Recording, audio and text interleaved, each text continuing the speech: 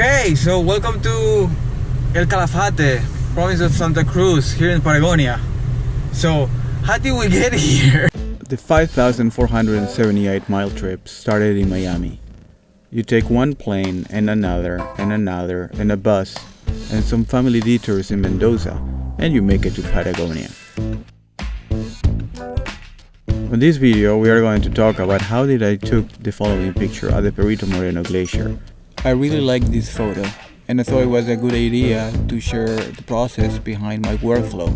First, the photo specs. It was taken with an 85mm lens, the Sony 85 1.8. It was taken at ISO 80.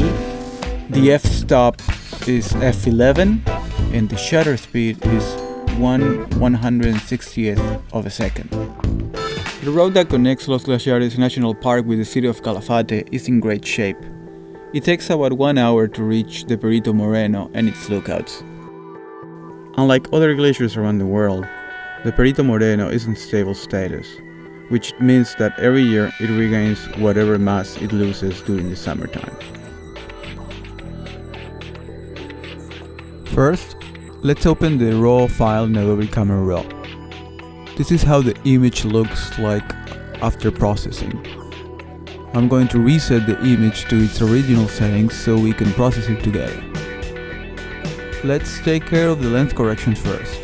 Fortunately, the Sony 85 1.8 does not have a lot of distortion and chromatic aberration, so you can seldom see any difference from the original file and the adjusted one.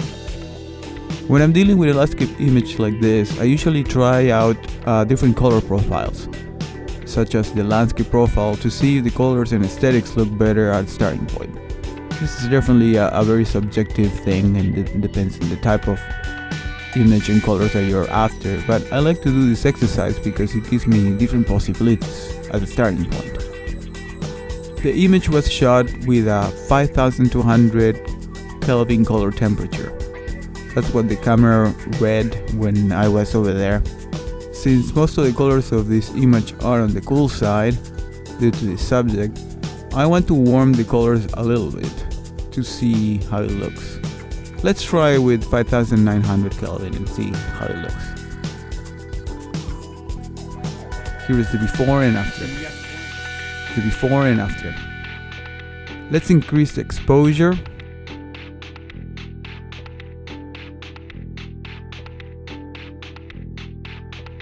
Kill all the highlights and increase the shadows and white areas.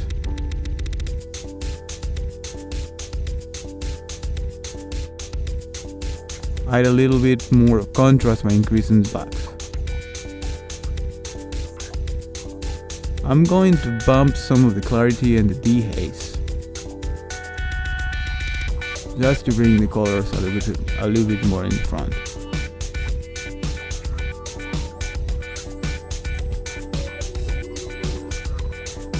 Here is an interesting tip in regards to images with color cast. You can see that we have a lot of the blue reflected throughout the image. Go under the Curves tab and let's analyze the blue channel. The shadow information on the blue channel starts at input 8. So I'm going to adjust this and remove any blue cast over the mountains on the back. Basically, we are removing the blue from the dark areas. Now let's use the masking tool inside the sharpening tab. Press the Alt key while you move the slider to see its mask in black and white.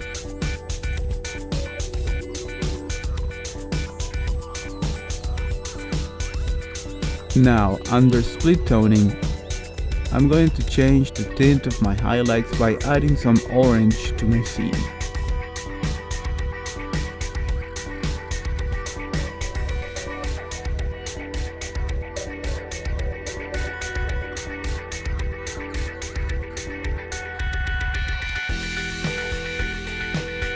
I'm also going to add some darker blues to my shadows, since I took some of the color away from my earlier curve adjustment. It looks pretty nice. I'm going to focus the attention of this scene by adding some negative vignetting and some negative ND filters. reducing the brightness of the mountains and glaciers. One filter from the side, increasing the contrast from the right, and another one from the top.